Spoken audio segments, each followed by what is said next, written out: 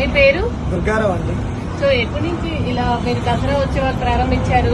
5 సంవత్సరాలు పెట్టి చేస్తున్నాను. 5 సంవత్సరాల నుంచి.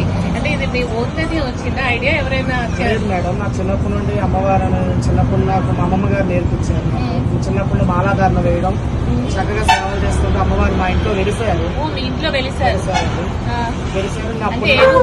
నవరాత్రుల్లో మేడం కుంకుమ కలసం పెట్టాను. కలసం మీద అమ్మవారి కుంకుమలో నేత్రాలు పడ్డాయి.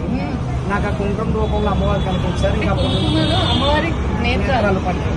ఇంకా అప్పటి నుండి నాకు ఆ సంకల్పం పెట్టుకొని 5 సంవత్సరాలు చేస్తున్నాను. 5 years నుంచి సక్సెస్ఫుల్ గా రన్ అవుతారు.